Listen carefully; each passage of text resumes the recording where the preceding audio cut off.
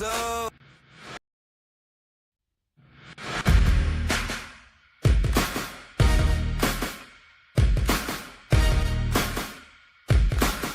Popdarts after the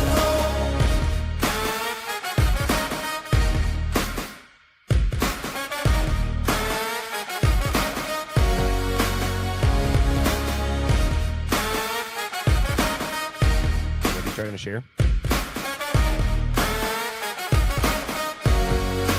I don't think I need it. If you're gonna put a graphic, then I'll just I'll wing whatever. If you're putting the bracket up, just let me know. I'll send it to you. Is that what you guys are pulling up? Is that what you're talking about? Because then I'll pull it up. I'll just pull it up. Popdarts after the throw. Cameras up, red light on. Every big shot, every close call. From the basement kings to the clubhouse pros, we break it all down after it goes. Popdarts after the throw. Run it back, let the highlights roll. From the backyard lines to the leagues, you know. We call the stats, we call the show. Popdarts after the throw. Popdarts after the throw. Popdarts after the throw.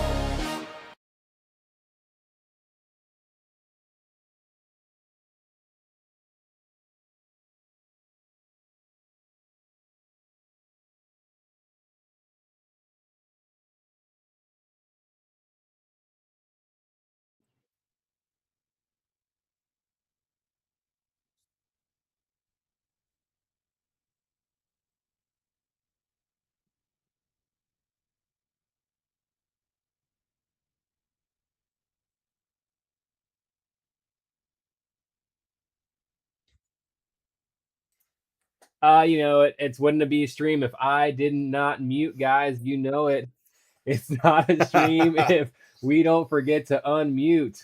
We are actually back. We are so back. Guys, no sound. You have sound now. Can you hear us? Let me get a big thumbs up in the chat if you can hear us. Back in business. Here we go. Here we go. Can you guys hear Cole? No. You guys can't hear Cole? Just kidding. I'm no. here the whole time. All right, what a you're here. terrible joke. We are Sorry. back. All right, guys. Sorry about that. Welcome to Pop Darts After the Throw, your weekly Pop Darts podcast. We are here with a special breakdown for your West Coast wild card showdown going on this weekend, July 11th in Vegas at Area 15. What time is that going down again, Mish? I keep forgetting the time on that. So your time, it is going to be going down at 4 p.m. It's 1 o'clock on the Pacific Coast. So 3 o'clock Central for those of you in the Midwest, and then that's 4 o'clock your time Eastern. Perfect. So everybody make sure you got that marked down. It's ESPN Plus Live this time, guys. And it's going to be a 2-hour special. Is that correct, Mish? 2 hours this time? Somewhere between an hour and a half and 2 hours. So it's going to be Awesome. how it runs. So perfect. All right, guys. So we've got some notes pulled up here just to kind of give you guys a little bit of a little breakdown on all these players that are be playing in it, give you a little bit of information so you guys can kind of keep an eye out on what to be looking forward to and who you're going to be looking at when we are playing. So we're going to go ahead and I'll start us off. yeah, Cole, go ahead. Cole's going to go ahead and start us off. He knows a little bit about this guy a little bit more than I do, so we'll go ahead and start off. Our first player, we'll get a little drum roll here, is going to be... First player we're announcing for the West Coast Wild Card Tournament is going to be Mr. Chris Campbell. Mr. Chris Campbell is going to be throwing the dark color gray from the pink and gray set. He's going to be rocking that jersey number 00. Heck yeah, 00. Shout out. Familiar. Shout out familiar. 00s. Wait, hold on. You got the 00s up in the chat. You got the double zeros. Double zeros. That Let's stands go. for how many wins he has against me. Oh, yeah. I'm kidding. I'm kidding. I had two today. I had two today. That's fair. He skunked me before. We all know it. Oh, yeah. All right. So Chris Campbell, he's a virtual player. 3 wins on virtual. 2 times he has finished in that second place position. Do we think of virtual players? How does it stand up when you start getting into competitive pop darts against other top level players? I know they can compete against other top level players. We've seen them compete against Jeff Savage is a great guy. Mr. Tom, Teen Albert Tom. Teen Albert Tom. I'm forgetting his last name. I'm blanking on Holcomb. his chat. Holcomb. That's what I thought Tom it was. Holcomb, But yep. yep, Top Holcomb. Shout out to those guys. Another guy who really surprised me out of Tulsa was Trenton Wanta. Yep, he was a great thrower Out of Wisconsin, Central Wisconsin guy. Yep. So those guys can definitely throw some darts in the virtual. I do know throwing against people in person can definitely make a big difference there. So it's just a matter of, can they handle the lights and can they handle the pressure of having someone, breathing down your neck as you're making those throws. For sure. I think Chris is up for it. One of the fun facts we had about Chris is he did compete in last year's pre-national championship tournament. He did get a chance to play one of the other players that will be featured over in the West Coast, and that was Mr. T. He did take a 21-11 loss there. So, that matchup could be a little daunting in his head. But knowing Chris, I mean, he's had Popdarts since 2022. He's going to be playing a lot.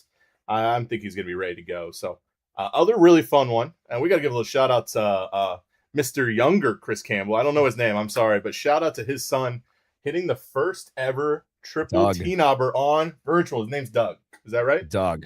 Yeah. Shout out Doug. Absolutely awesome. One of the coolest moments in virtual. Super cool. So. I remember was having to tune in on one of those days and just happened to see that when that happened. Yeah. So that was really cool. Really cool. It was really cool. They were playing two boards in their garage, and you could see it on both screens in its own way. It was really cool. So it was a really fun shot. Sweet. Next one, I guess I'll take this one. What do we got here? What do we got going on? Work has been busy. We miss Chris in virtual. Oh, Chris. Oh boy. Get a little shout out to the chat. They miss you. Oh yeah. They miss you. They want to see that garage back on there with Doug hitting the triples. Oh yeah. And I'll just say this about virtual. It's not the same game as in person, but those are still good players. I mean, 100%. What the one guy you guys are forgetting that is all over the virtual world that shows out in person all the time is LDL is a big virtual dude. That guy hasn't missed virtual in nearly a year now. So virtual players definitely can translate and compete. Not the same game. I'll say that, not the same game, but they can compete. Oh yeah. Next up, you guys may recognize this game, Mr. Tyler Davis, Mr. T. He's going to be representing out there. He's going to be trying to show up and make his way back onto the national spotlight. He's going to be throwing that red darts from the black and red, just a solid red dart, rocking the number 4 jersey. He is a Sports Center Top 10 Popdarts Pro. Only one, to my knowledge. He hit that crazy T-knobber last year during Nationals, which got him that Sports Center Top 10, which, again, he's the only player in the field with the live TV Popdarts competition experience being on that national stage last year in front of the big cameras and the lights and the big crowds. He's a current top 5 ranking player on the commissions, the only official ranking. We could argue about that a little bit here on Popdarts after the throw, but the only official ranking system we have out there, he has on the top 5 of that. I believe has hit high as 2 or 3, if I remember correctly. He tied. He did have a little slip up though. He hasn't been playing too many big competitions. He did very well in the 6v6 competition, but that follow up he tied for 25th, which was his last competition he's had before this wild card. So he knows to be coming in with a little bit of chip on that shoulder. But at the same time, that may be, weighing heavy in the back of the mind, knowing that some of these competitors from that Tulsa tournament will be competing. And but he does play against the current national champion and Colton Davis, his son, who is the reigning champion, and that is his practice partner. So that steel sharpens steel, and we know how good he is and how well he plays. So that's your number 2 player of 8 on this list. And I would say the only thing I'd say about Tyler, shout out to my podcast co-host, but the only thing I'll say about him is I think he walked away from Tulsa with the I'll just call it perspective on the game. And when you play in front of the camera for big shots and big things and big clicks, he found out, I think very clearly from you guys in Florida and some of you guys that are playing the league style of this, that's not the same game of Popdarts. The Popdarts game that he played was not what it's going to take for him to come on a stage like this and compete competitively. So I think he gained some perspective, and I'll be interested to see if he can knock out that desire to hit the big shot long enough to see him compete with these guys on that stage. But you could argue the same thing with Mr. LDL, who you brought up earlier. And absolutely, I mean, he's we all know it's T-knobber or nothing. He's got double lippy, and he's still running T-knobbers, and sometimes it fares well, but sometimes we know that he's lost some big matchups because of that as well too. So, but we'll definitely have to see how he does. For sure. I feel like Mr. T is definitely maybe have a little bit of a chip on his shoulder going into this tournament. I think he's going to come out hot. I wouldn't want to be the first one to play him. I think he's got something to prove after that one. But it's going to be whether he takes that chip and, puts it in some dip or, crumbles it up on the floor. So we will see. But definitely someone to watch out for this tournament. Yep. Sliding into the next one, it's going to be Mr. Blake Covington. That is going to be Cathead Dad, the nickname there. He will be rocking the orange and yellow Fire jersey from the Fire Dart from the Fire and Ice set, rocking the jersey number 03. Derek and I did a little talking. 03. Any guesses why? Yeah, does he? Because we noticed that with Mr. T, he just went with the solid 4, where Blake had the 0 in front. Did we know it? Do you know any reasoning behind that, or? I don't have a story. I mean, No? I'll get one for you. I'll Yeah, get you an answer. we're gonna need There's that. got to be a reason. Yeah, I'm thinking maybe his first son was born, or first child born that year. Maybe because he's got the 3 kids. I don't know if he has more than 3 kids. I'm not sure how many. So that's the guess, but I'm not quite sure there. So if you're up in the chat, let us know. Yeah, for sure. Blake's in the chat. Let us know if you don't mind sharing, or a little DM. We don't mind if you don't want to share the whole world. Excuse me. Blake also, he is part of the APL competition committee. Is that right? Competition committee. Yep. Yes, he is. So the newly elected for 2026 as well, right? Yep. Sergeant at Arms and Secretary. He's running 2 positions. Man of 6 kids. Oh, 6 kids, by the way. Sheesh. Yes, married his wife in 03. Got a guess from he's in the chat. So is there a reasoning behind the 03 Cathead Dad? Perfect. Shout out for the 6 kids. My wife is one of 11, so it's cool to see big families nowadays. You don't see them too often. So Blake, other little small tidbits about him. His son is competing in this tournament. We're going to talk about him in a little bit. Maybe could see a cool father-son matchup. We've seen one of those before and saw some fireworks. Big comeback at last year's national tournament. So definitely a watch out to be prepared for if it does happen. He is a member of the 15-point club. Was he the second member? The second member of the 15-point club. So congratulations there. I believe there's only 4 people in the club right now. It would be myself. DJ was number 1. He was number 2. I was number 3. I'm not. Is there number 4? Oh yeah, Steve was 4, and Steve jumped in there. And then I was technically 5 with my second one again. So there you go. Yeah, very cool. So we see here, Cathead Dad, 03 was the year Sarah and him got married. So and it was born March 3rd. Nice, that's cool. Perfect. I like it. 03. There we go. I love it. Shout out to Doug. Doug's here. Hopefully what up, you heard Doug? The shout out. Doug's in the house. Last thing with Blake, 2 things. 5th place at Tulsa. Big tournament in Tulsa. Finished 5th place. But to caveat that, I believe was not hot in the All-Stars versus the Legends. I believe maybe went 0-6. Is that right? Think 1-5. I don't know. 1-5. I don't think anybody offered it, but yeah, I didn't do too well there. So it was but not I did beat Blake. Shout out Blake. Showing. So, and he knows that.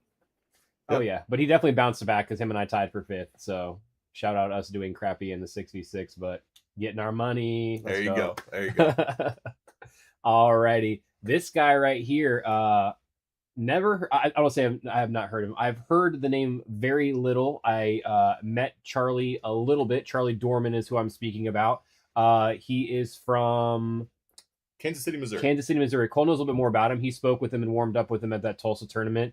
But Mr. Charlie Dorman is going to be throwing our blue and green, also known as Bleen, I believe, from that Bleen and Yerpel set. Jersey number 21. He finished tied 17th overall at that Tulsa tournament. He did lose to Rowan, who is a heck of a thrower, and is also competing in this tournament as well. So maybe those two might get a little bit of a matchup there. Gonna let Cole freestyle on this guy a little bit because, like I said, he did get to meet Charlie and got to warm up with him a little bit before we started playing. So I'll let him talk to you guys about him. So I really didn't share this too much with anybody except for Derek a little bit earlier today. I did get to meet Charlie right after the 6v6, warming up for the Tulsa just overall tournament. And man, he can throw. If we were playing a game, I don't think I would have gotten double digits. I think he hit 2 knobbers on me in a matter of 5 minutes and was just putting lippy after lippy after lippy. So I'm going to call it right now. He's going to be my dark horse right now. I think Charlie knows how to play. He plays some tough competitors in that Kansas City area and just consistent. Other thing about Charlie that I've seen lately is he's starting to really run towers and hitting them quite often. Yeah. So be prepared for maybe so you guys want to hear an interesting stat because you guys play a lot, right? Yeah. Of course. Okay. So Derek, you have, and this is not necessarily APL. I'll just say that this is not necessarily an APL number. It's just how many games of Popdarts you've played. Okay. Derek, you have played 239 games of Popdarts through Scoreholio so far this season. Charlie has played well over 330.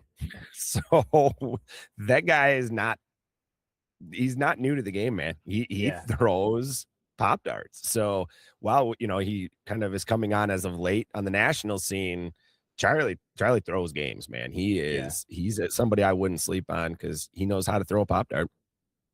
Oh yeah, there's definitely one of those guys like an Aaron. Whenever he gets that at home practice, and then as soon as he just shows up, he just puts it right into play, and it just rolls right over into it, and just throwing a person there next to him just makes it no different. Some people playing against people and having them right next to each other, can affect their game, and other people it's just like standing next to a brick wall. So for sure. Next on our list is going to be Mr. Cathead Kid, Mitchell Covington. He's going to be throwing the black and yellow from the FRDI set. I got to see a sneak peek of that jersey. Man, might be the best looking jersey. So I cannot wait to see that one on the TV screen. He is going to be rocking the jersey number 18. He is Cathead Dad's son, Mr. Blake's son. He finished 3rd in Tulsa.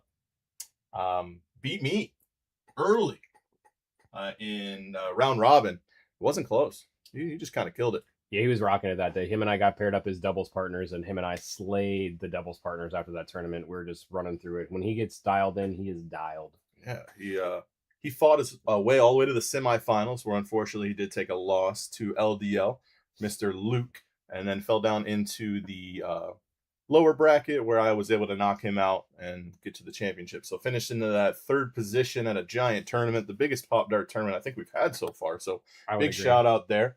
And just incredible. I mean, just pointing that out, those are 2 tough players he lost to. He didn't miss slip or he didn't slip up. He fought hard and ran into 2 kind of behemoths when it came down to it. And Luke hit what I think overall on that entire day hit like 15 knobbers or something. Yes, it was ridiculous. Probably world record knobbers. I honestly, it was probably record number of hours in a day. He hit an inchworm. I mean, like he was just against Mitchell. That was against Mitchell. Yeah, it wasn't. He did get inchwormed. Yeah. So I mean, like when you're getting inchwormed against, like Luke was just like stunting on people that day. Like he was just throwing the fire literally with those fire darts. So yeah, when you're up against it, you played your game. You just you didn't lose. They just beat you. Like in some days, that's just how it is. Yeah, Mr. Cathead Kid. He does compete against Blake and Rowan in leagues quite a bit. We're going to talk about Rowan in just a second, but there's actually 3 people in this tournament that he gets quite a bit of practice against. So we'll see if that pays off or maybe hurts him. Last thing about Mitchell is he is a big social media presence with Pop Darts, doing trick shots. Right now he's doing a countdown to the wild card. So definitely worth giving a check for. Just check out Cathead Kid on all your socials. Give him a follow and like those videos. Oh yeah, he's big into those challenges. Goes days, weeks, months sometimes to get them done, but he gets them done. So, and moving on to another of our younger players here, Mr. Rowan Slaymaker. He's throwing the blue and white from our USA set. Go USA! Had a little bit of an upset there yesterday, but we still love our team. Got an upset. It was technically an upset. It was rough.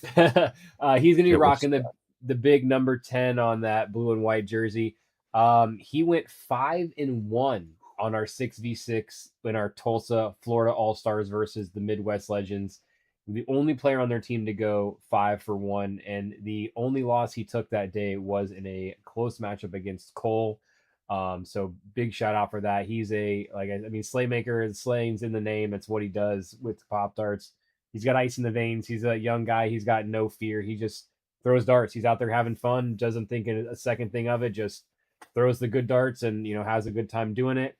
But he did lose to Mr. T during the Midwest Regionals, one of the first regionals I believe we had at the beginning of the season. That's been quite a few months now. Got a lot more tournaments, a lot of big tournaments under his belt. But that was something that may, if they do get matched up again, that he may have in the back of his mind thinking about.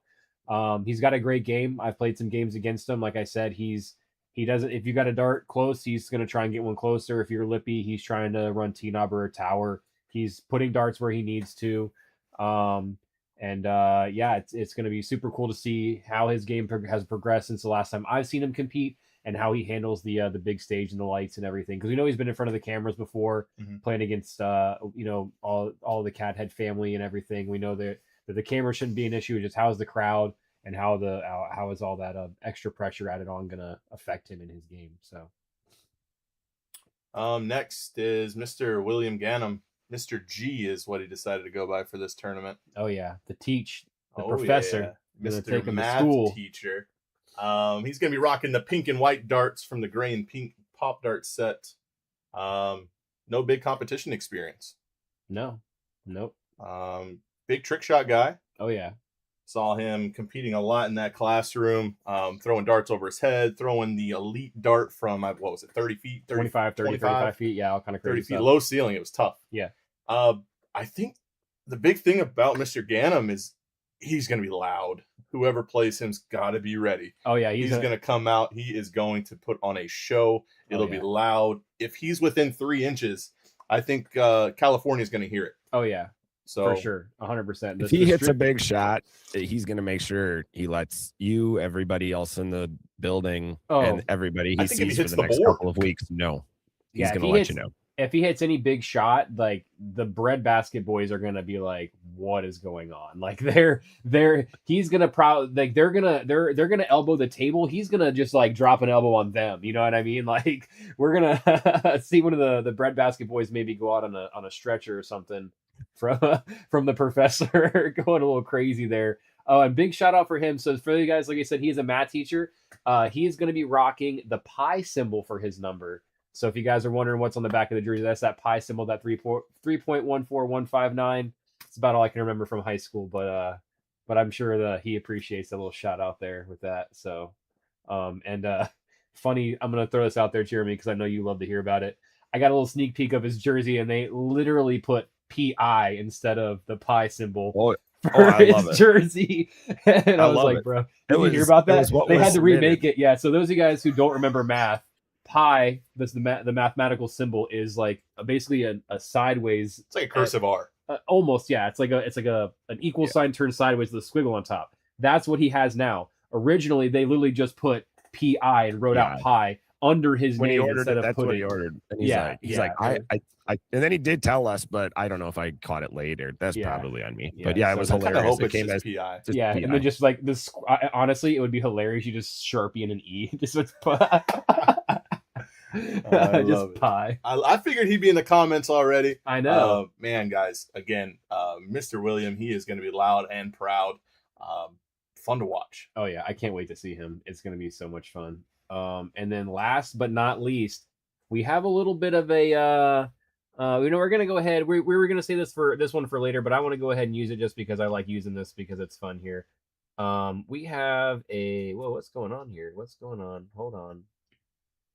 We have a little bit of a breaking news, guys. Breaking news coming in. Breaking news is coming in right now. And we're going to get back into Mish with that breaking news here. All right, guys. And that breaking news is we have a new 8th competitor that has been placed, I believe, within the past 24 hours. We have a new 8th competitor, and that is going to be Mr. 6 hours. 6 hours. I'm sorry, the last 6 hours. We had a little bit of an emergency with one of our competitors. Everything is okay. Thankfully, we are wishing them the best and to a speedy recovery with the injuries. But Mr. Brock Slaymaker is going to be taking that 8th position for Mr. Jake Nicholson. Mr. Brock Slaymaker is the father of Rowan Slaymaker, who was also one of the 6v6 competitors in our Midwest Challenge. He's going to be throwing the yellow and purple, those Yerpal darts like you see our Mr. DJ Long throwing. He's going to be throwing those that's come from our Bleen and Yerpal set. Rocking, unfortunately, Mr. Jake Nicholson's jersey. He's going to be supporting him with that number 24 jersey. So shout out to Jake and shout out to Brock for being cool with supporting our guy. Was a last minute sub, like we said, due to some injury. He is Rowan's dad. He has got some big time tournament experience with that Tulsa tournament as well, that 6v6. He did knock out Mr. T in the Tulsa tournament, and I believe he finished tied for 7th, so getting that top 10 finish among some of those better competitors. So big shout out to you, man. Congratulations on getting that last minute spot, because it's going to be one heck of a ride and one heck of a show. So I did have the opportunity to compete against Brock in that Tulsa tournament as well, and yeah, he was locked in. When he gets hot, he can get hot. So yeah, he gets some good warm-ups in. He could steamroll some competition. Hit a big tower against me and was just close. I was just able to edge out that game a little bit in that lower bracket, but man, he put up a big fight. And also another opportunity for a father-son. Oh, wow. Potentially a father-son, here. It could be depending on how everything goes. Yeah. So Mish, do you want to get into some questions or do you want to get into some gameplay possibly? Which would you like to do? You guys wanna leak something and then we can get into some questions? Yeah, we can do a little leakage here. So we're gonna let me see if I can get this leaked over here. Let me see how I can get this going. We got does anybody know about this except for the 3 of us right now? No. No. Oh, wow. We've got some top secret information on the desk. As soon as I found out where I hide my top secret information on my desk. It's a good thing it's hidden, in all honesty. All right, guys. We are going to, let's see if I can just drag this. No, we're not going to do that. We're going to open this. And it's not. Oh, look at the buildup we have here. Yep. Well, let's get this out of here. And then if we are going to make this big, and then can we full screen this? Is there a way to full screen this? Because I'm blocking it. Okay. Here we go, guys. Here we go. And for Buckle up, everybody. For the first time ever, Mish, we're leaking this in 3, 2, 1. We are leaked. You guys, this is going to be your Popdarts West Coast Wild Card presented by the APL and ESPN Plus. This is your bracket breakdown, ladies and gentlemen. The bracket breakdown. If you have not seen it, this is here, guys. This is who you're going to be competing against, everybody. Ladies and gentlemen, boys and girls, your West Coast Wild Card. Mish, can you say anything? Can you hear us? Oh yeah. Okay, perfect. I just want to make sure I want to make sure the audio is coming through. We do have it, so if you want to pull up your West Coast Wild Card, we can maybe break this down a little bit here for the people. Wow. So I'm ready to go. Not an opportunity that our East Coast guys got. Do you think having this tournament available and see who you're competing against is a good thing, a bad thing, maybe depending on the person? I 100%. When did I tell you guys? Did I tell you guys the night before? No, we didn't. We showed up. We showed up because you told us it might possibly be these days or these people playing. We kind of had an idea who says Popdarts. That's right. Brought to you by Pop. It's leaked here first. ESPN Plus Popdarts. Popdarts West Coast Wild Card. It has been here first. I sent you the Popdarts one. No, you sent me the Popdarts. I think you said both. Whatever. It's whatever, guys. It's this is our it's hashtag not an ad. But anyways, I'm I looking wish at the one that says darts. If anybody cares. Okay, he's looking at the right one. We are also looking at the right one. I honestly no. You told us this is who we're gonna be playing against, and literally while we're getting ready in the hotel room, you came in and said, "Oh, hey, by the way, this is who you're actually playing against." We've changed it last minute, so we didn't know until like an hour before we played. I know in my car, we actually, like us. Oh yeah, we got an update that we were placed in a tournament, and while we were pulling up to the resort, is when Zach Mr. Jeff Savage and myself found out. So pretty cool moment. Just so you guys are aware as well, the seeding, that 1 through 8, it was just added via the website that we used to create this bracket. There is no seeding for this. It was just chosen. So want to make sure you guys are not thinking that you're ranked 8th or ranked 5th or ranked 4th. But let's start talking about matchups. Cole said, except for Will, he's surprised he's ranked that high, which I said is kind of messed up. No comment. It only can go to 8. Oh, man. Teacher versus student detention. Mr. G's already calling him out in the chat. Cathead Kid. Can we make it smaller? Make it smaller?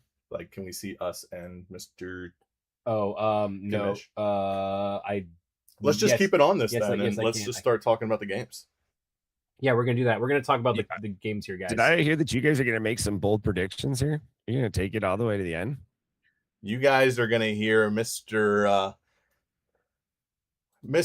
Derek talk about who he thinks going to advance in every game, and I'm going to add it as well. So you're going to hear a full prediction from Cole, full prediction from Derek, of who's going to win each game all the way to that championship. Yeah, I think so. We'll go ahead and we'll just wait. We can just break it down game by game and just kind of go. We'll start at the top here. Mm-hmm. Cathead Dad versus Brock Slaymaker. This is gonna be a tight matchup. Oh man, this is where familiarity, man. This gets you. Yeah, familiarity can be your best friend and your worst enemy. And these two know each other well. Game. They play each other a lot. You know what matchup this reminds me of in the East Coast was when Cole and Zach played. That there was just such a familiarity. You guys play each other almost every week. It's gone both ways, in your weekly, meetings and matches where you just didn't know what you were getting into when you saw that matchup pop up on the bracket. 100%. I am gonna go. Man, I think I'm gonna go Cathead Dad on this one. I'm gonna go Blake on this one. Sorry, Brock, but I don't know. I think Blake's got something to prove. I think it's gonna be close though. I'm gonna call this 17-21. 17-21. Close one. Throwing out scores is getting I'm a little tricky, but I like it. I'm gonna call it 17-21. Cathead Dad. What's so fun about this game is anyone can beat anyone, and when you're talking about a West Coast wild card, you get one game. You get one chance. If you lose, you're done. So 2 big shots, right? It takes 3 darts to win a game. I know. That's it. I know. Anyone can beat anyone. It just depends on the day. Brock finding out 4 days before the event, 5 days before event. I think it puts him at a little bit of a disadvantage. I'm sure Mr. Blake has been playing Popdarts every single day that he has the opportunity to. So I think that momentum bar is probably leaning towards him a little bit. I'm going to go a little bit wider spread. I think Brock is a fantastic player, but I think Blake's going to edge that one out. Maybe 21 to 12-ish is going to be my prediction for that game. Okay. So both of us got Blake moving on to that second round. Alrighty. And all I'm going to say about it is you got to remember who his training partner is too. That's the only thing I'm going to tell you about Brock is Brock maybe didn't know 4 days ahead of time, but when he's playing somebody almost every day probably that knew he was getting ready for ESPN. Yeah, he's been training. I don't think he was taking it easy on Rowan. I think he was dialing it in. So I think you might be surprised at how ready to go Brock is, when he comes into this. So it's going to be interesting. Kamish. Great take. I didn't think about that. Yep. We do forget about the younger Slaymaker. All right, moving on to our next one. Mr. T versus Chris Campbell. Oh man. You know what you have here? 2 aggressive, Goliaths that are. This is not a David and Goliath. This is Goliath fighting Goliath. This is almost big punch after big punch. Oh yeah, you basically took the words out of my mouth. Literally, I was going to say if Mr. T plays hyper aggressive like he does, I think Chris edges him out. But I think if Mr. T dials it back and plays smart darts, I think Mr. T is going to win this one. It just depends on the play style of how these guys want to go. Final prediction? Man. Oh, man. I'm also going to tell you, because you guys know this, because you've been there and you've done that, but the lights affect everybody differently. This is not, it's just, it's very hard to describe what it's like when all of a sudden you go to throw your first dart and there's lights and cameras and people staring at you. It's not even lights and cameras. Yeah, it's it- the 40 people. Like not even the not even like the fans. Like all of the crew that are just like staring at you through cameras and stuff like that. And like, Will. yeah, And Will will be there. Yeah, and Will be loud. Yeah. Oh yeah. Will's gonna. Yeah, even if he's not playing, he's gonna be like we as competitors were in the audience. Like we were loud. We're getting rowdy. I mean, heck, watch the ESPN thing. I almost got tackled by Cole. You guys all saw it. So like we're in there making noise and hooting and hollering. I love it. All right, so Mr. T, Chris Campbell. Yeah, we're I'm gonna go. I'm gonna go Mr. T. I think he's got the experience under the lights. I'm going Mr. T. I'm gonna go 21. I'm going like you did last time, 21-12. All right. So yeah, my take on Mr. T and Chris. Kamish hit on it a little bit. The lights, the cameras, right? But I don't think we can count out Chris. Chris was at the event last year. Mm-hmm. Whether or not he played, yes, he did not play, but being a part of that, he has that little bit of experience. He's been playing for quite a while. But man, Mr. T already been on ESPN, live ESPN, hit a huge shot, played against last year's national champion and took him to the end. This is going to be a tight one that I just think Mr. T is going to edge out a little bit. I think just that experience, lights, cameras, actions that you guys talked about. I'm thinking this one's going to be a 21-16 game. I think we're going to have a quick takeoff by Mr. T. Chris is going to pass him, and then Mr. T is going to get a little bit more momentum and end that game out. So 21-16, Mr. T going on to play Cathead Dad in the second round. Perfect. And then we're going to go on to our third matchup of Cathead Kid and the Professor. I don't know if he's called the Professor. I'm going to call you the Professor. Mr. G. So I know Will's play style, and I don't know if he wants me to tell it or not. So knowing his play style, I'm going to have to go with Cathead Kid. I love you, Mr. G. I hope you prove me wrong, and I want you to prove me wrong. Do not hate me. Please prove me wrong, because I want to see you in Orlando. Say it. Say it. Say it. He's saying he's going all or nothing. He doesn't care what it is. He's going with that LDL. He wants it all. He wants the T-knobbers. He wants the towers. He wants the lippies. He wants the wiggles. He wants those big money shots. He wants to send them to school, send them to detention, send them home crying. And so I hope he proves me wrong. I think Cathead Kid is going to play his more strategic, his smart. I think maybe Mr. G can hit a big shot, but I still think Cathead Kid's going to edge him out. I'm gonna go 21-16 Cathead Kid.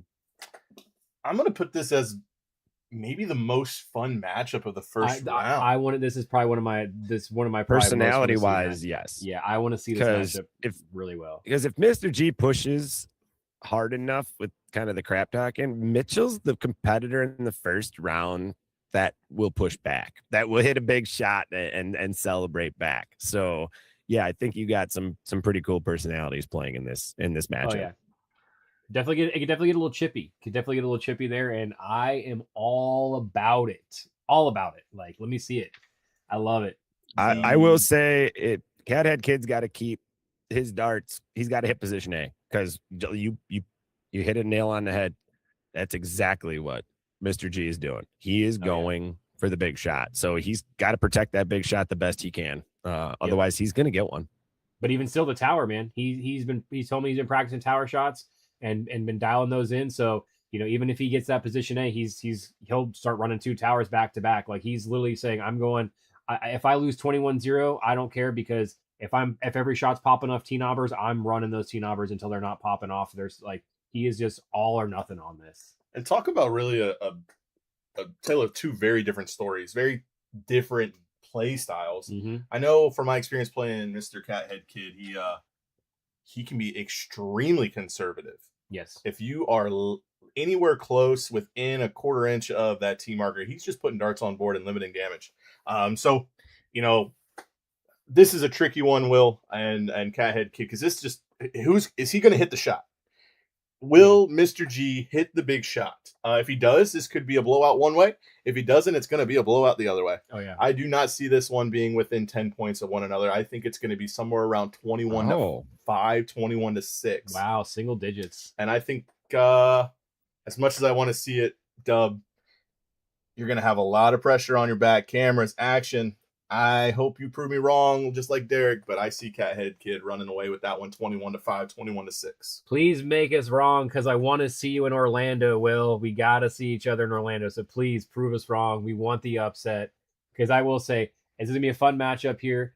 If I were to say, like, not necessarily the seedings are correct, like as far as numbers go, but I will say that this is definitely, it would be an upset. I feel like the Mr. G Cathead would be the upset, but it's the upset that I'm wanting to see.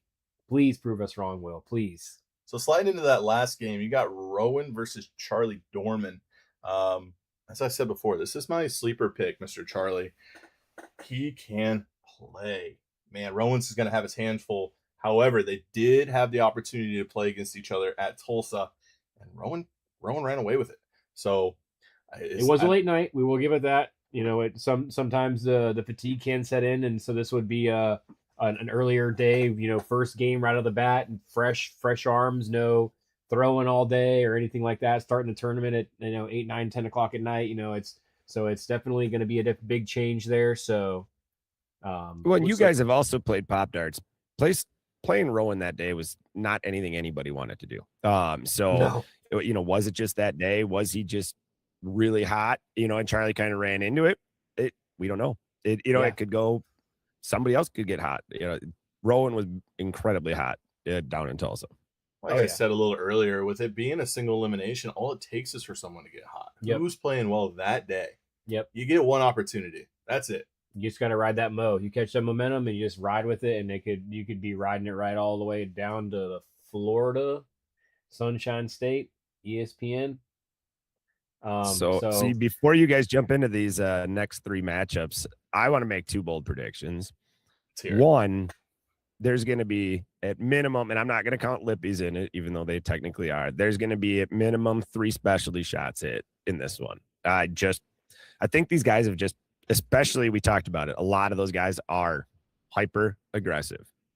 The other prediction I'm making is somebody will hit a tower or T-knobber and still lose their game. Wow. I think that's going to happen. Bold prediction. Okay. I just think that's the quality play and things we have going on right now. Those are my 2 really big predictions for this West Coast. You don't have to say this or not, but I know for our ESPN on the East Coast, there was a sponsored bounty for the target. Has there been any talks of that or anything yet? If not, if you don't want to spoil that or anything, I never know. Cool. Never know. I never know. So, those aren't issued by me. No, that I never know. Hey, so I know there was a sponsor behind that, so I just didn't know if that sponsor had been part of this one or not. So I know that we were definitely trying. You can rewatch our footage a lot. Oh, yeah. I know I missed the table I think once or twice, just trying to get a little bit of extra cash in the pockets there during my round. So, but yeah, I definitely we got some agreements here up in the Zach chat. Unruh, Zach Unruh, I went, shout out to him. I went back and counted during that game against UCole. I think he hit it. It was either 5 or 6 times when I went back. He hit the T-knobber. It bounced every one, but he hit it I think 5 times in that game. Yeah, So, Zach's a very definitely great going for player.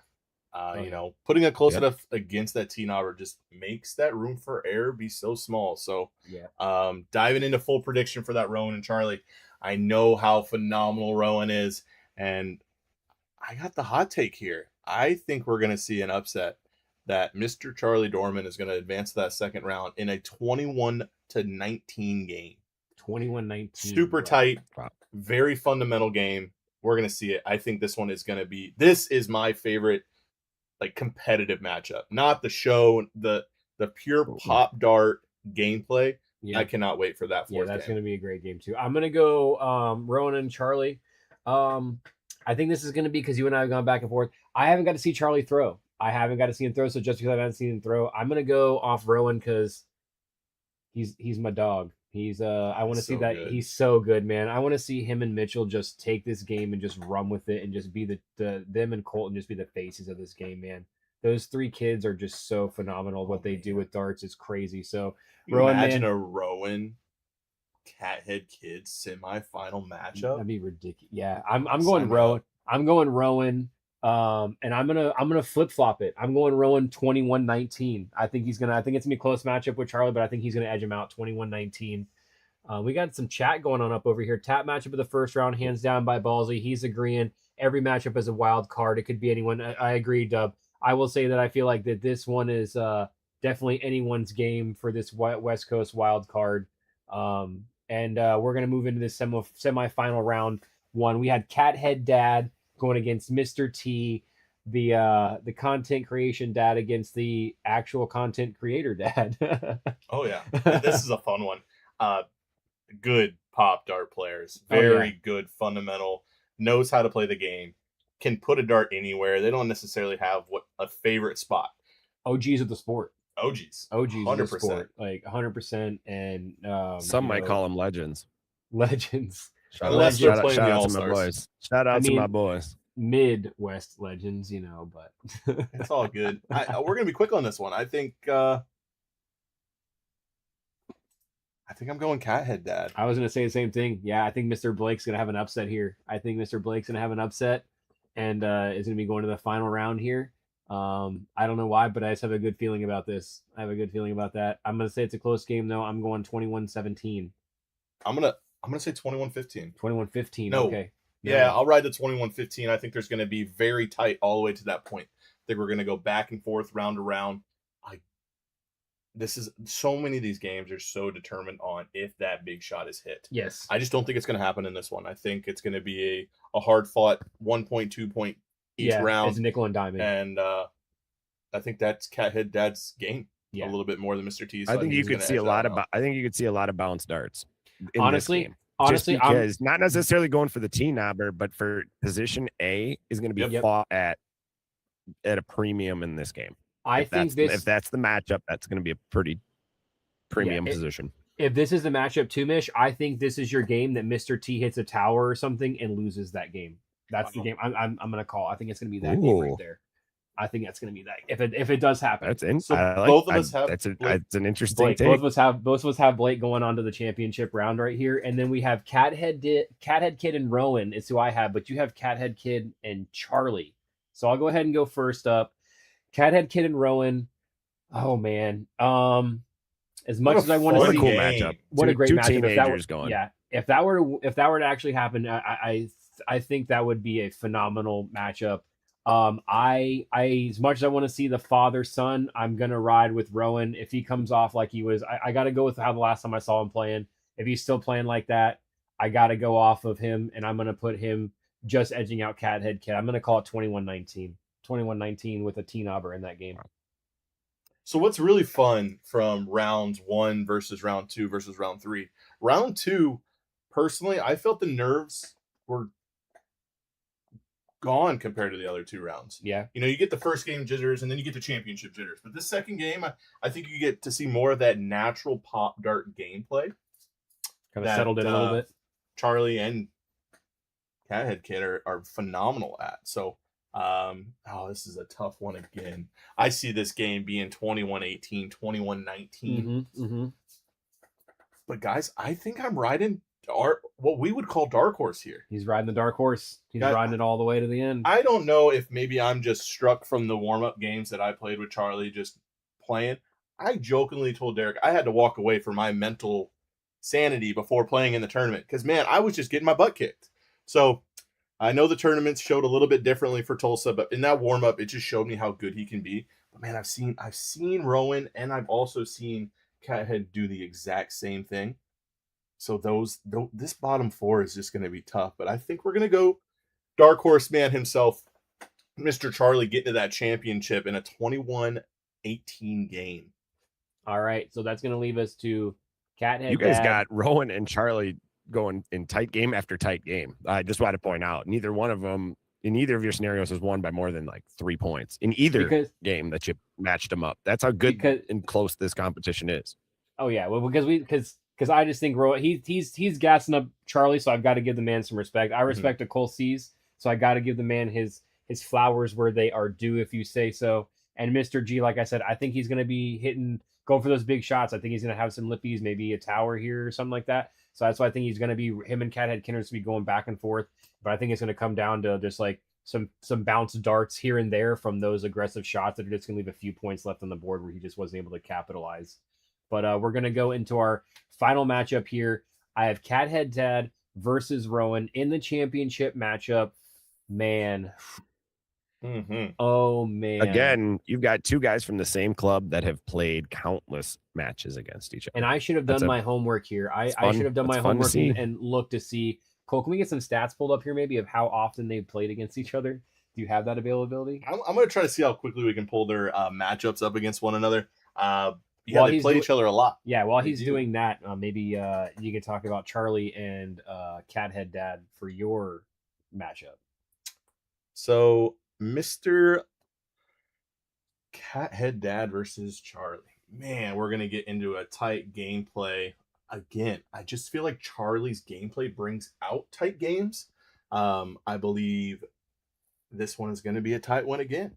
I hope it's not as awesome as Mr. DJ Mai's game, but I kind of hope it is as well, because that could be a blast. 50-60 in league. I'm looking at it right now. 50-50 in league. It says we got 1, 2, 3, 4, 5, 6, 7, 8. No, there's 10 on a page.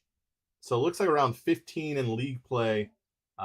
Blake, what is that? Starting off 4-1 against them, and then Rowan turns it around, and Blake turns it right back around. So yeah, we're about 50-50 on this one. Do I got a coin here somewhere I can flip? I don't know if I've got a coin here. Dude, it's on your hat. You do it every single time we play. All right, I got a coin here. Blue for Blake, white for Rowan. We're going for it. I dropped it. Where'd it go? It's white. We're going Rowan. Rowan's taking it home, Rowan. We'll see you in Orlando. Wow. We're seeing Orlando, Rowan, buddy. You better not let me down. Rowan, we're calling it here first. You guys heard it here. Popdarts after the throw has Rowan winning it all in Vegas. I love it. I definitely see every one of these players I can picture hitting that last dart and going crazy. Oh, yeah. Knocking down their best friend and their wife. Yes. So, I think we're going to ride Dark Horse the whole way, guys. He's going with the Dark Horse.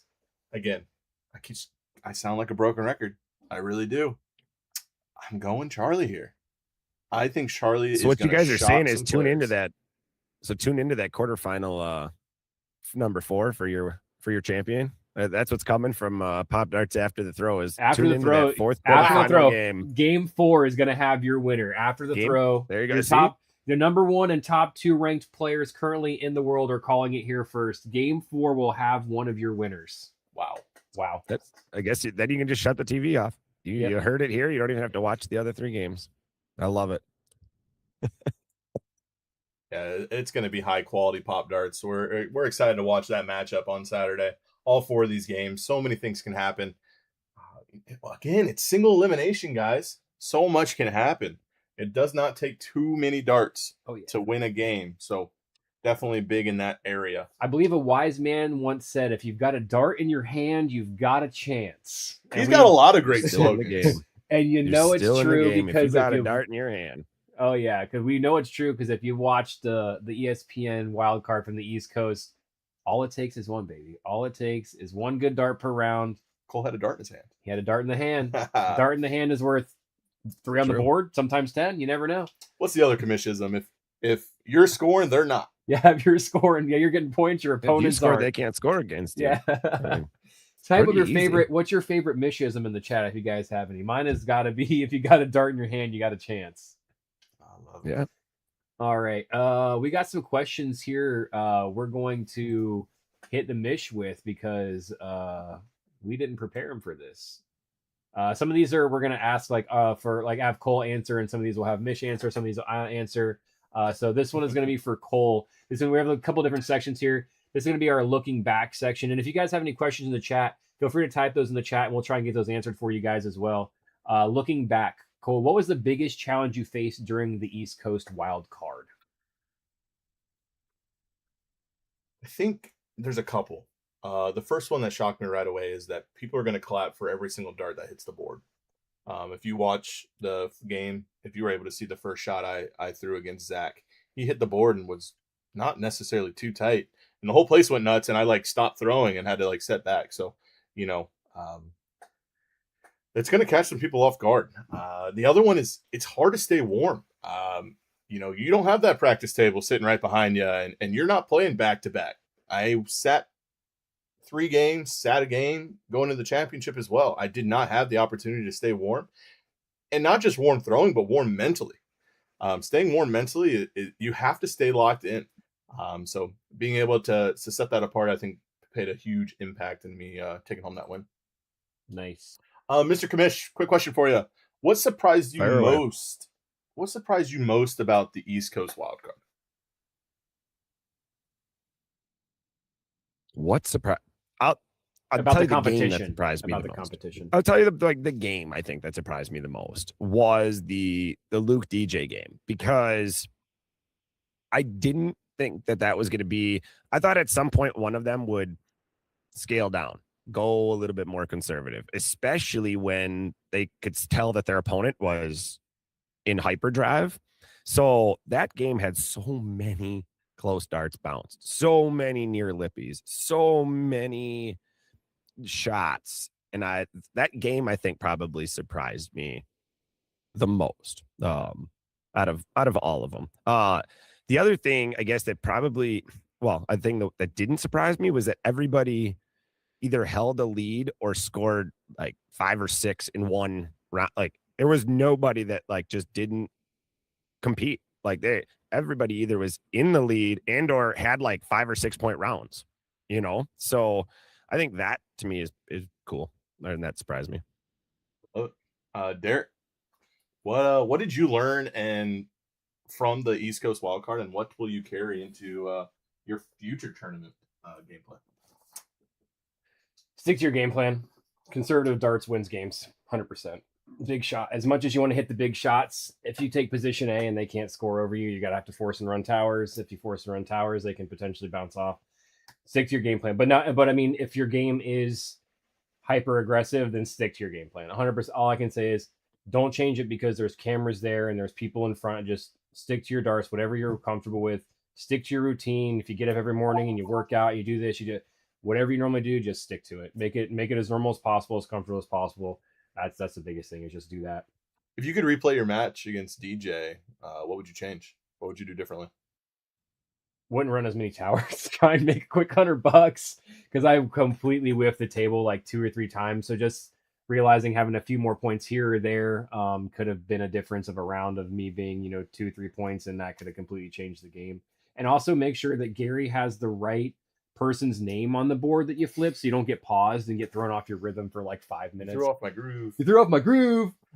So yeah, but and then also Derek's known for doing that. If you ever are playing with Derek, yes, he is very good at going up and setting the camera up while it's 15-4, and then Kamish hits a T-knobber and then goes lippy, and game over. But, yeah, I'm 100% known for doing that. So I just got what was coming to me, I guess. And Mish, we have a very important question here, especially down in the Sunshine State. What SPF are you using? It's nighttime. The Moonbird. There's no sun. It's nighttime, yet he's wearing sunglasses. Yeah, he's got his. Sponsored by Black Shades. What can you do? Oh yeah, I don't have my Black Shades. Where are mine? They're somewhere. They're in the saying. All right. Breaking down the West Coast field. This is kind of everybody who wants to answer. Looking at the West Coast, who stands out to you? Who's a standout? I think if we're talking like just full on skill, experience, Mr. T.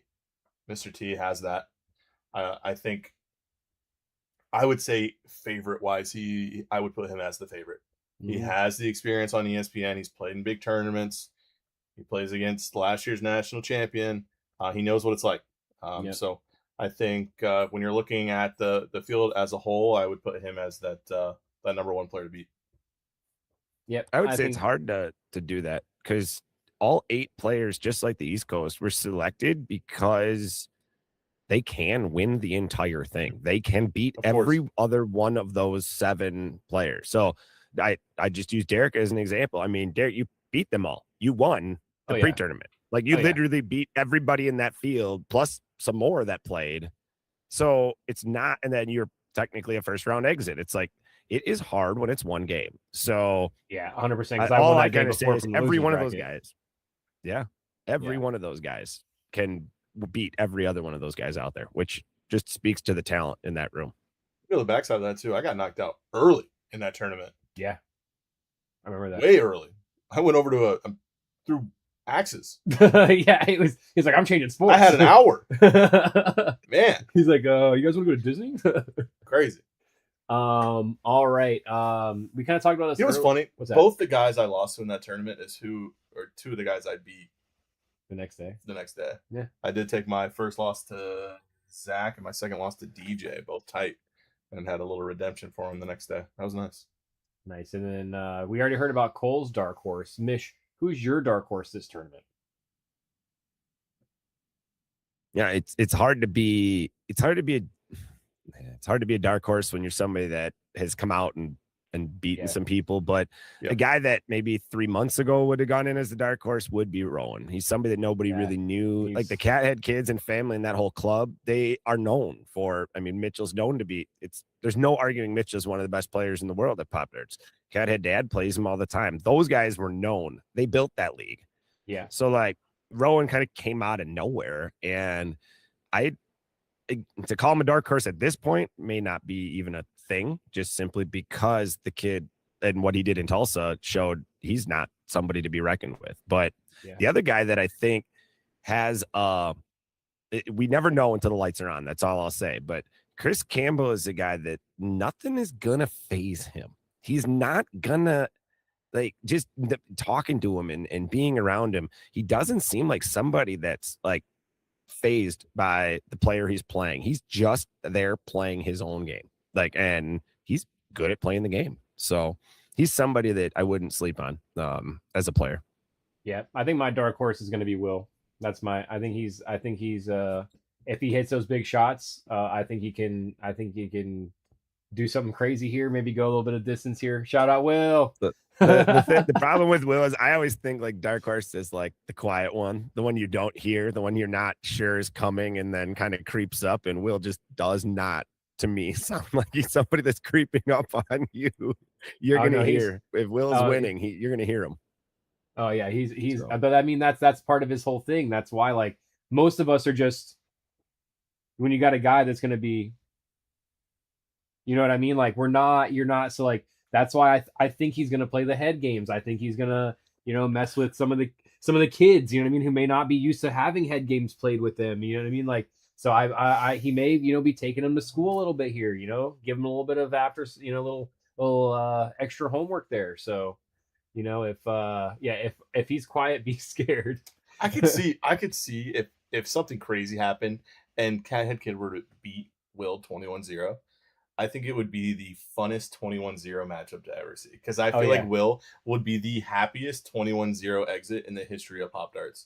He's just going to be out there having a blast, cheering, running the big shots. We're going to see something slide off. Oh, yeah. It's just going to be fun. Yeah. As much as I like to banter against Mr. Ganem, it's all respect. Oh, yeah. So we love all these guys. Nothing but respect for anyone in the sport. If I'm quiet, be scared. Yeah. I would be. I would be scared. Which matchup are you most excited to watch? Honestly, if it happens, I think my most excited matchup is probably going to be Rowan and Cathead Kid. I think the two of those kids playing together is going to be a fun matchup to watch. Kamish? I could list 3 or 4, depending on where it goes. I mean, either father playing their son, amazing. That would be cool. Rowan and Mr. T have gone back and forth on a lot of matches, on big matches and big tournaments. So that's another one where I see 2 guys, making it fun. But then I think you look at guys like Will, like if Will gets there and you see a Will Chris, then you're going to see like silent, nothing bothers me with guy that wants to bother you. Could you imagine a Will Mr. T? That's what there are so many good ones. Mr. T, Mr. G championship. We got a battle of the Sirs. Yep. So there are a lot of good ones. I would say first round, I'm not gonna lie to all. The first round, I am really excited to see the Rowan Charlie matchup. I just think that's you're talking two guys that, well, and I think it's good for the sport. You got like the older guy, showing he could still ball out with the young bucks. And then you got the young buck who's up and coming, coming to try to, get his self on the map and get his tournament started. So that matchup screams to me to be a really, and like you guys said, I think their playing styles dictate that. And maybe we're wrong, but it dictates that might be the closest game, simply just purely because of their playing styles, prolonging games and keeping them both in the game for as long as I can. So, oh yeah, 100%. If I got to pick it, yeah, I think Rowan Mitchell would be a blast, but then yeah. also maybe like a cat head matchup, father-son championship duel. You can't write it even Brock or Rowan. That'd be fun. Yeah, it'd be cool. That's just cool to see. That's just good for sports. You know what I mean? Like maybe like a Will Cole matchup one day. I'd love to take him to school. It'd be I mean, they watch us play. You're like, just so you guys know, we had to put Cole back so we kind of look like we're the same height. I'm not actually. This is Derek's like here. Yeah, I'm back here. You can kind of tell. Makes you look 6'6", guys. Look at this. It's crazy. All right. Strategy. We're gonna go through a little bit of this for this. What separates a good Pop Darts player from a great tournament player? Ooh, it's a great question. Yeah. Not being affected by big shots. Being able to throw two bad shots and still position your third shot. Yeah. My slogan when I play is it takes one dart to win a round. That's all it takes. So I think great tournament players find a rhythm, they stay in that rhythm, and if they get knocked off that rhythm, they get right back on it, and nothing phases them. Kamish? I think it's understanding when you do have to be aggressive, when you do start to see something slipping away. So I am definitely not of the belief that conservative is the only way to play and that you have to play that way. I mean, LDL's out here dominating the sport with not one conservative ounce, of play in his body. I will say, though, the hyper aggressive guys got to find a way to get some of it. You got to know when to put darts on the board. You got to know when to hit the big shot. So good Pop Darts players, they hit the big shot, but good tournament players know the balance between hitting a good shot and hitting the big shot, if you will. So I think that's the key is the balance. A tournament player knows the balance. I love it. You're on it. You are. I mean, like, it's because everybody will say, okay, Cole and Colton, they've won the big one so far, on ESPN. They're some of the most conservative players you see, except for I see Cole and Colton hit more T-knobbers and towers, and I was there in person when you hit the first league triple knobber. It's not the case. It's understanding when, as a player, as a tournament player, to do that. Derek, you're a great player. You do it all the time. You're considered by most a pretty conservative player. You're in the 15 club twice. It's not that there's one or the other. It's finding that balance that I think makes it 100%. A good tournament player. Yep. Cole, this is for you. How important is mental toughness? I piggybacked it a little bit with my last answer, but for me, it's massive in these big tournaments. Lights on, cameras on. It's like the beginning of the Pop Darts after the throw. Yeah. But who's going to hit that big shot? When we talk about the last dart I threw in the East Coast, it wasn't in my head that this was the last throw I'm throwing, and this is all for. It was you and me in the living room throwing darts. Yeah. This is where I put this dart. I've done this thousands of times, maybe not thousands, hundreds of times before.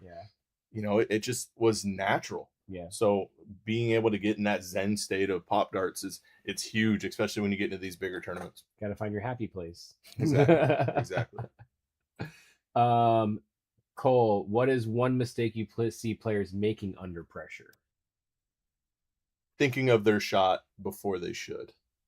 In my interview with the Pop Darts crew after the East Coast, I talked about what position A means to me. And if Derek and I are playing, and Derek has hit the left side close 3 times in a row, guess where my position A goes? Left side close. And I know when he's standing there, he's focused on left side close.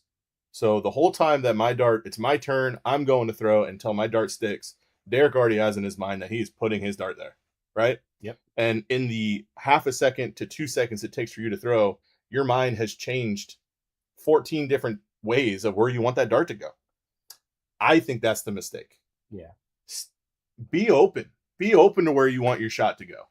You know, don't count your eggs before they hatch, right? Yeah. Yeah. If you get locked into one spot, you got to be able to be very flexible in this game. You got to be able to hit left side, hit right side, front side, back side. Even sometimes there's been plenty of times where you just throw one up on, trying a little bit harder than what you normally would and just catch the backside of the dart and, just get that backside lippy even. So I think with it too is like, if someone goes on a big run, realistically, if you put 3 darts on the board, you're giving up 2 points. Yeah. It takes a long time to win a game. It's 11 rounds. It's 11 rounds. That's them getting closest dart and hitting 3 darts every single time. Don't be afraid. Don't be afraid to give them the 2 points. I'm not an aggressive player. I can be aggressive when I need to be, but when we talk about that East Coast wild card again against DJ and him making a little storm back on me, it was let him have these 2 points, right? Let him get to 18. I don't want him at 19. Yeah. So having that in mind and just that experience and ability to stay calm under pressure, it's massive in this game. Yep. All right. If you were coaching someone in this tournament, Derek, Yep. what would be your biggest piece of advice? Same thing I said earlier. Stick to your game. Just stick to your game. Play what you know. Like you just said, piggybacking off what you said, you're going to give them a few quick points here and there, 1 or 2 here, 1 or 2 there. Like, that's fine. Just get back in your rhythm of things and get that position A and get right back on it. And you start getting 2 and 3 points until you start going. So that's the biggest thing is just play your game. Just stick into where you're comfortable and in that happy place, That's the biggest thing. Kamish, we got some lightning questions for you. One answer. One quick answer. Okay. Impulse answers. 1-word answers. You ready? Yep. All right. We'll go back and forth. Who's the best thrower? Thrower? Who's the best thrower out of these 8? Am I in the West Coast or am I West Coast? anywhere? West what Coast. Am I doing? We're West Coast. Just West. These are just for this West Coast. Who's the best thrower? The best natural thrower on the West Coast is Mitchell. Okay. Who is the most consistent thrower? It right now it's Rowan. Right now it's him. He doesn't miss a lot of darts. He doesn't get a lot to bounce either. Who's the most underrated player? Chris, I think is. Chris is most underrated. Who's got the best nickname? The professor now has the best nickname. Professor. I mean, Derek, I got like it's just it is. So who's your favorite player to watch? Because you've watched most of these guys, if not all of them. He wasn't ready for that one. He wasn't. No, look at the face. No, because I love tuning into all your live streams. So I know, there's some really good, fun players to watch. Yeah, I gotta go with Mr. T. He's just the hyper aggressive, and I think, if I saw, the professor throw a little bit, that hyper aggressive is just, I like that part. I like the tower. I like all that. That's why we all love LDO. You know what I mean? Yeah. It's yes. If you had Luke in there, he's a blast. DJ. They like to get hyper aggressive. I'm a big fan. Oh yeah. All right. Kamish, you got any questions for us before we start wrapping her up? Wait. I got 2 more for you. I'm gonna ask them. Who's your tournament MVP and who do you got winning it? Oh, I don't know if I'm going to come out. I'm not going to come out with my prediction pre-tournament. You don't have to say champion, but who's going to be the MVP? Who's going to be the MVP? Or how about that? If you won't say who's going to be the champion, who thinks going to be the MVP? Maybe they hit the most trick shots. Yeah, let's just do the trick shots. Who's hitting the trick shots? Yeah, who's going to be that? Who's the trick shot player? Who's going to be the LDL, if you will? I think that it could be funny and that the professor could win the most trick shots and get knocked out in the first round. Think about that. That, believe it or not, you can hit a tower, you get a T-knobber, and still find a way. He is, like you said, he has made it very clear in his interviews and talking to him that he will be doing nothing but going for the gold. And I love that. Oh, yeah. I think he wants to be the first tower on ESPN because no towers have been hit. Yeah, I think that's Mitchell's fighting. I think that's I know. really They cool. both are. So yeah, but I also think in this particular game, watch out for if somebody feels like a game is sliding away. These 8 players are all trick shot, tower, specialty shot players. So 100%. if they feel like their game is slipping away from them, it's not a good thing for their opponent, because they're going to force their hand in getting aggressive, and then you may see some more specialty shots. That's what happens. That's what all of us fear when we're playing newer players, especially, and they start getting nervous and they just start running those trick shots, and next thing you know, they're ripping towers and T-knobbers on you, and you're like, okay, well, that just happens. We've all been there. We've all been Turns there. the game We've fast. all been there. It turns the game fast. It does, 100%. Any more questions in the chat really quick? If anybody has any more questions for us, we'll try and get those answered for you really quick. Mish, do you have anything else before we get out of here? No, I think everybody they need to be tuned in. This is going to be so much fun.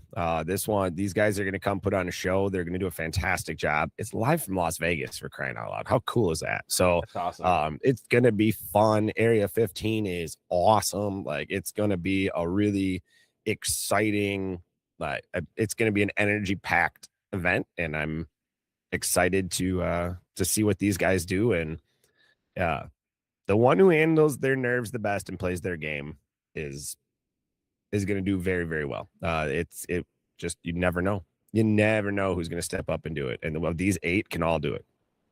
100%. So if people are in that area that are watching right now by chance, what would they do in order to watch their live in person? Yeah, you got to get down there by about noon, before noon, 11:30 noon, to get down to Area 15. Area 15, and that information is available on the VIP Popdarts page. If you guys can find it there, all that info's on some of it. You can just search for some of the players' names that we mentioned, and they have their own little flyers, and they'll have all that info for you. So, sweet. I'm gonna call him out a little bit on this. What's that? I heard we had some spoiler stuff coming from Mr. Jeremy Kamish. What we got? We got some spoilers. I've been waiting. Are we guys, spoiling now, or is this a later? All right, here we go. Fine. So we dress drop bracket now. We're spoiling. I like it. All right. So Nationals. Let's just jump ahead.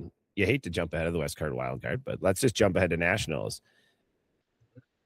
And I won't even say we'll say the big boys decided, the big bosses, the big Popdarts men decided it's not enough to place in the top 10 of a last chance qualifier, top 15, and not get a shot to jump on ESPN and play for something. So if you place in the top 15 at the last chance qualifier, you will be shooting very similar style to what we saw last year. Not for a chance back into the tournament. You didn't win. Sorry, guys. But for a chance at hitting a T-knobber on national television for $10,000. So you get in, you get a chance to jump in that circle like you saw last year and toss a T-knobber for $10,000. Everybody gets one dart. Yeah. Yeah. Can we throw for that T-knobber? Is it so at the top? Cannot. So the top 15 from the Nationals. And I knew that question was coming, so we clarified. So the top 4 will not. It'll be 2 through 15. No, when I say 4, sorry. The winner that's going on to be the 4. So it'll be 2 through 15. We'll have a single dart, 3 darts. How many darts are they getting? 1 dart. So you hear that here, folks. $10,000. You got 1 dart in the hand. You got a chance to win 10 G's. 10 G's on ESPN at the Ocho. What is it? What is the throwing distance? Is it 17 feet? Just normal. 17 feet. You're here to hear, guys. Start practicing them T-knobbers. They're going to count. LDL, look out. He's coming for your wallets. He is coming for your wallets. I want to know if Jason's going to disqualify him somehow if he ends up in that top 15. Get him off that stage. Is it first hit? First guy walks up and hits it? Throwing them all. I think I'll figure out the details, but I think 15 hits are paying out 15 hits are paying out 150 G's? They're all thrown at once. Oh, okay. So wow. So the likelihood. Wow. Ooh, can we argue something for the 2 through 15? Top seed gets to pick where they throw from. I was just going to say top seed gets top seed should get to pick where they throw from. He's on it. Top seed gets to pick where they want to throw. Or at first. least they should at least do a waterfall, I think. I wouldn't want to be on the side, but tell that to No. Mr. T. I think Mr. T was on the side when he got the closest He dart. was in Yeah. he was on that third at least, on the outside Wow. third. I'm gonna say it. You guys aren't gonna like this. We might end with a very hot take here. T-knobbers are pretty lucky. Yeah, but You heard sometimes me. but let's be honest. Look, how many of those shots do you think those guys actually hit with the putts and the half courts and the dude who just won a camper from throwing a beanbag 40 yards into a cornhole hole? Like, that's luck. I might get some hate for that You know one. what I mean? Like, it's luck. Might get some hate for it. You can call it luck, but when you take the top 15 players, the nationally that faced, that percentage of likelihood that they're paying $10,000 Goes up. Oh, goes up a 100%. lot. I think Goes someone hits up it. a I can't lot. wait. I think we Goes all up just a lot. strategize. We all strategize and they say, all right, 3, 2, 1, go. And we all just look and we just waterfall it to give ourselves better opportunities. I'm That's not a writing big checks, news. so That's huge. That's big news. So 3 spoilers in one episode? yeah, you could I literally know. be 15th walking home with more money than potentially second place. Wow. That's crazy. That's get wild. signed up, get registered, go beat some people. One throw, nobody hits it. You never know. You got a dart in your hand, you got a chance. It's true. It's true. It is true. All right, guys. Well, we apologize for the inconvenience. We appreciate all of you guys staying and hanging out with us for a late night. Holy crap, it's 11 o'clock at night. I didn't realize it was that late. We went late there. Mish, we appreciate you hanging out by the pool. I'm surprised they didn't kick you out because it's closed. How many players are they looking at for Don't Florida? kick me out. So right now we currently have We're I think, nearing 50, 60. Yeah, I think 54, 55. 55, I think is last I Yep, looked something at like it. So in the mid 50s right now, we have about a month left. I would probably see that getting upwards of the 60, 65, maybe 70, 75 players. We'd love to see it hit 100. We would absolutely love to see it 100. But I'm thinking with travel and whatnot, I would probably see it being closer to that, hopefully 65 to 75 range. It's gonna be the biggest tournament that Popdarts has seen since Tulsa, and it's gonna be Double Tulsa. yeah, it's gonna be potentially twice the size of Tulsa, and whoever wins this spot, Mish, I will 100%, I know will agree with me on this. Whoever wins this spot, wholeheartedly 100% deserves every right to be that fourth person in this tournament, because it is going to be the gauntlet to run through to win this tournament. You're going to have to win 7 games, and starting by round 2 or 3, no matter what seed you are, the players are just going to be just top tier. I mean, you name it. It's going to be insane. I wouldn't be surprised if another 15-point clubs hit at this tournament. Multiple. I wouldn't be surprised potentially if a triple knobber or a triple wiggle, some crazy trick shot gets. I would not be surprised if we see some absolute wild madness going on with all the games that are going to be being played. But yeah, You guys also, madness. you're going to see players that have not had a lot of tournament and big tournament experience under their belt, but have played a lot of Pop Darts. Yeah. Come down for this tournament. So you're going to see some unknowns come out of nowhere in this tournament. So just be Some aware. big names are going to get knocked off by people we've never heard of before. 100%. Absolutely. And you got to then with how big of names are in this tournament, there's going to be some big names that are 0-2 and packing their bags within the first hour heading to Disney World. It sucks, but it's the reality of it. And you know what I mean? Could be me, as much as I I hate to say it, but could be anybody. It just, you have a bad day. That is not the day you want to have a bad day or be throwing bad darts, because 2 bad rounds and it's done for the day. And it's crazy because the competition is going to be absolutely ridiculous. The thing about where we were 6-8 months ago playing at the regionals here with those players to what it's going to be like in a month, it's just insane to think about. Absolutely insane to think about. Well, you hit it too, Derek, is you're talking about think of your championship game at your home, in your league, in your local. That's round 1 and round 2. Yeah. You're not getting 3 games of warm up. No. You are gonna throw, and you're gonna have to be the best players in the nation, in the world. Yeah. People are traveling from Europe. We got guys Right from away. Britain. Yeah. So this is, it's It's gonna be some tough darts. So I can't wait to watch it. I am super excited and very blessed that I was able to compete in that East Coast and take home a win and don't have to go through this lovely gauntlet. But I can't wait to watch it. I'm gonna be sitting there with Kamish, beer in hand, cheering you guys on, and enjoying some Pop Darts. Oh yeah, it's gonna be a blast. We can't wait to see you guys. Remember, tune in this Saturday, the 11th of July at Mish. Hit him with the time. 4 Eastern, 3 Central. 4 Eastern, 3 Central, 1 p.m. Pacific Standard Time. Mountain West, we just don't care. What's that? We don't care about Who? Mountain West. No. What is that? I don't even. I've never heard of it before. Yeah. Anyways, it's somewhere in between there. You'll figure it out. Be live for that ESPN Plus. I may be live. We're gonna be at a conference tournament in Orlando at the Axe Trap on Lee Road in Winter Park. If you're in the Central Florida area looking for some last minute points, come on down and challenge me and Cole. There's gonna be I'm not sure how many of us, 10 of us, 12 of us down there. So if you guys want to come on down, we'd love to see you. Awesome, love to have you. I'll be live for that, so make sure you got all the notifications and everything turned on. Hit that subscribe button. We'll be bringing you that tournament, followed directly after the West Coast Showdown. We appreciate all you guys stopping by, all the questions, and all of your patience with all of the stuff. We're just probably gonna do it like this next time because this works a lot easier. Oh yeah. So Mish, until next time, we will see you. When am I going to see you next, Mish? I'll be down in Orlando. In your dreams. I'll be down there. When are you coming down? You'll be down here for the week. That week. Yeah, that week. Yeah, all right. I gotta see. Yeah, I got some stuff that's gotta get in there. So I got some logistics things. Probably be down there Tuesday or Wednesday. Okay, sweet. Well, we'll definitely get a hold of you around then, and make sure you bring your SPF. Jeff doesn't want you to get burnt.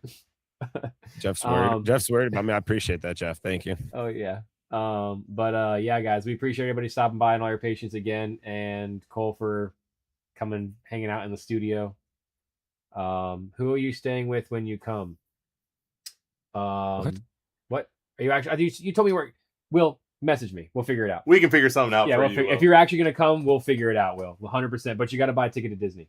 That's the. Oh, let's talk about that real quick before we leave. Shout out. Hold on, guys. Before we leave, nobody leave. Stay away. If you are competing or coming down watching the Thursday and Friday event and plan on possibly going to Disney World on Saturday, let us know. Yes. We're trying to get a big Pop Dart group together. Hit myself up or Cole up on Facebook, our personal Facebook pages. Let us know we have a group chat going with guys that are potentially, even if it's with your family, whatever. We honestly want to try and have an official Pop Darts tournament somewhere in one of the parks. Even if we don't. Legitimately on Scorholio, brackets and everything. We want to try and make it happen. So when you're not playing, you can go, get a brewski and hang out, whatever. We're going to try and make it happen.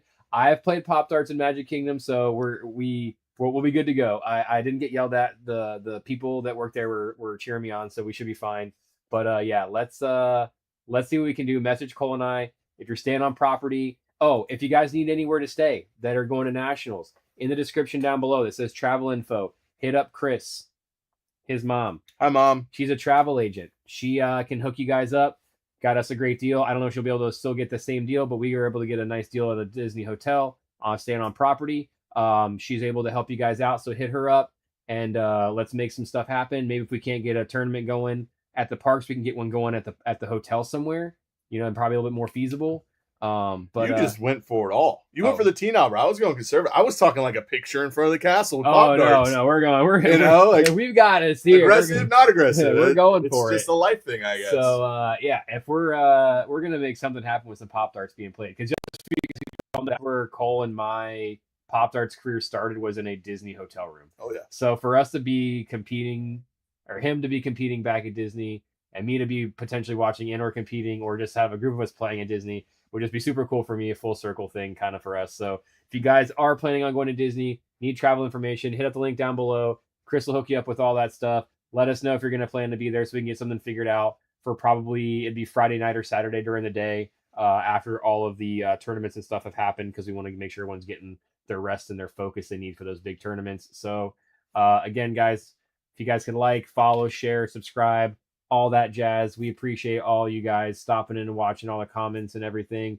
Again, all the links in the description. We've got the Facebook, the TikTok, all of that, the player merch with the player t-shirts from our ESPN weekend for sale. All these jerseys, not this one, but that one that you see like there. If you guys want to get some of those, I've got that link down there now. It says APL Jerseys.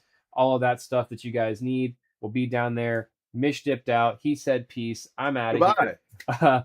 Cole and I are going to get out of here too, guys. We appreciate you guys for stopping by. Until next time, we are Popdarts after the throw. You want merch? You know where to find it.